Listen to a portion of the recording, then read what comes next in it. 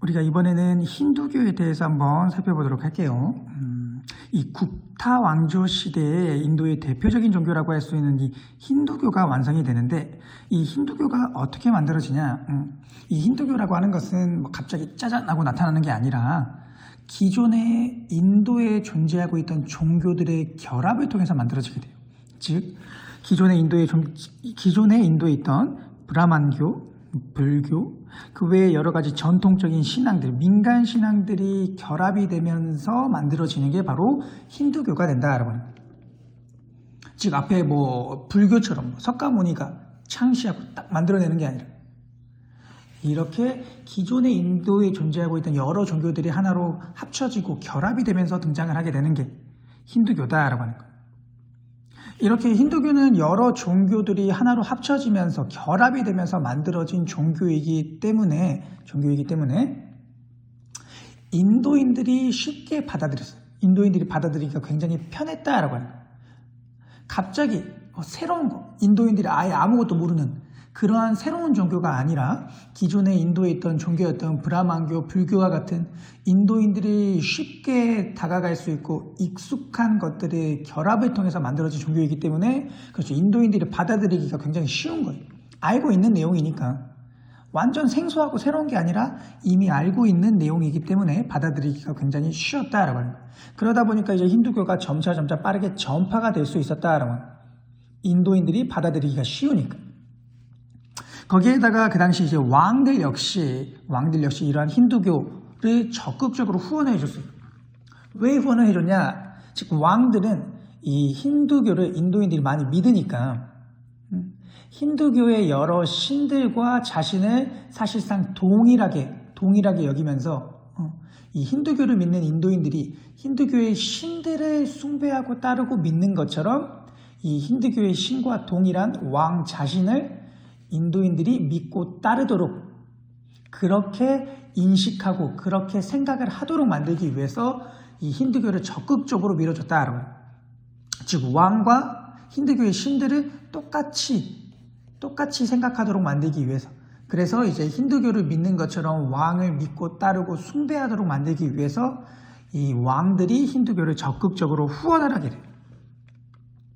이렇게 이제 힌두교는 왕들의 후원도 받으면서 또 이 힌두교의 내용 자체가 훨씬 더 인도인들이 받아들이기가 쉽다 보니까 인도인들에게 훨씬 더 빠르게 전파되어 나가면서 많은 사람들이 이 힌두교를 믿게 된다라고 하는 거예요.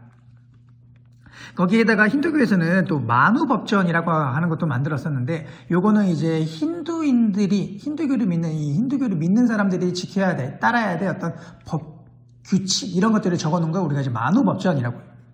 이 만우법전에서 우리가 특히나 봐야 될 건 바로 요 카스트 제도, 이 카스트 제도에 따른 규범과 의무들을 규정을 하고 있어요. 즉 만우법전에서는 카스트 제도, 이 힌두교를 믿는 사람들은 이 카스트 제도에 따라서, 카스트 제도에서 정한 의무에 따라서, 규범에 따라서 살아가야 한다라고 하는 걸 규정해 놓는다라고 하는 거예요. 그래서 이 힌두교와 카스트 제도는 상호 약간 좀 보완 관계, 서로 도와주는 관계에 있어요. 힌두교가 이렇게 카스트 제도를 믿고 따르고 살아가야 된다라고 규정을 해 놓은 것처럼 카스트 제도에서도 이렇게 힌두교를 옹호하는 그러한 모습을 보이고 있다라고. 그래서 힌두교는 이렇게 만우법전이라고 하는 어떤 힌두교를 믿는 사람들이 지켜야 될 어떤 법 같은 것도 만들어 놓고 있다라고. 그 다음에 이 힌두교가 가지고 있는 우리가 이 특징들을 보면은, 일단은 우리가 앞에서 이 만우법전에서도 보듯이 카스트 제도가 가지고 있는 신분 차별을 인정하고 있다라고 하는 게 하나의 특징이 되겠습니다. 우리가 아까 만우법전에서 봤듯이 카스트 제도에 따른 그러한 의무들, 계급, 카스트 제도에 따라서 나누어진 그 계급에 따라서 해야 될 의무들, 규범들 이런 것들을 반드시 지켜야 된다라고 하면서 카스트 제도에 따른 어떤 신분 차별을 옹호하고 인정하는 그러한 모습을 보이고 있고, 또 하나의 특징은 이제 다신교라고 해서 다신교. 힌두교에서는 한 명의 신만 있는 게 아니라 신이 여러 명이었다는 거예요. 즉 힌두교에서 믿는 신들이 한 명이 아니라 여러 명이었다. 크리스트교처럼 예수 한 명만 믿는 게 아니라 힌두교에서는 이 힌두교의 신들이 굉장히 다양하고 여러 명이었다는, 그 중에서 이제 대표적인 3명의 신이 교과서 57페이지 아래쪽에, 맨 아래쪽에 1, 2, 3번에 보이고 있습니다.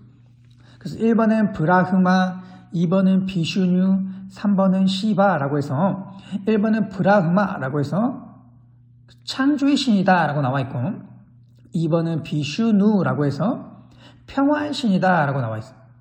그 다음에 3번은 시바라고 해서 파괴의 신이다 라고 나와 있죠. 이렇게 대표적으로 이렇게 뭐 브라흐마, 비슈뉴, 시바라고 하는 이러한 세 개의 대표적인 뭐 힌두교의 신들이 있고 이거 외에도 여러 명들이 있는데 이렇게 힌두교는 한 명의 신이 있는 게 아니라 여러 명, 다신, 여러 명의 신들이 믿는 종교였다라고 하는 거고. 그 다음에 힌두교는 특정 창시자나 체계적인 교리가 없다라고 하는 게 또 하나의 특징. 우리가 앞서 말했듯이 힌두교는 석가모니처럼 뭐 이렇게 어떠한 특정한 창시자가 나와가지고 짜잔하고 딱 새로운 종교를 만들어낸 게 아니라 기존에 있던 브라만교, 불교, 그 다음에 전통신앙과 같은 이러한 종교들을 하나로 합치면서 결합시키면서 등장을 하는 그러한 종교였기 때문에 그래서 특정 창시자가 존재하지 않고 그러다 보니까 또 어떠한 체계적인 교리들도 없다라고 하는 거. 새롭게 만들어지고 어떤 특정 창시자들이 주장하는 교리가 있는 게 아니라 여러 종교들이 하나로 결합이 되다 보니까 체계적인 교리가 없다라고 하는 게 또 하나의 특징이 되겠습니다. 이렇게 이제 힌두교는 우리가 앞서 봤던 이러한 특징들을 가지고 있고 또 우리가 앞서 봤듯이 왕들의 후원을 받고 또 브라만교, 불교, 민간 신앙들이 결합이 돼서 만들어지다 보니까 힌두교를 인도인들이 받아들이기 쉽게 되고 그러다 보니까 이렇게 인도 전체 대부분의 많은 사람들이 힌두교를 믿는 이러한 상황이 되면서 이 힌두교가 바로 인도의 대표적인 종교로서 성장을 하게 된다. 인도의 대표적인 종교는 결국에는 이제 힌두교가 된다라고 하는 거예요.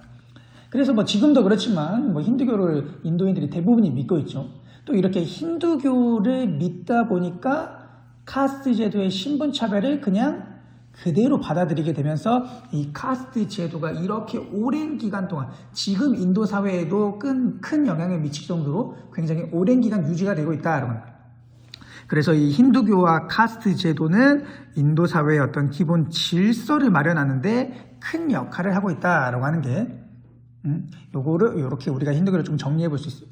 그래서 힌두교는 인도의 대표적인 종교가 되고 이 힌두교와 함께 카스트 제도에 기본 바탕을 둔 인도 사회의 질서가 마련이 된다라고 하는 거예요.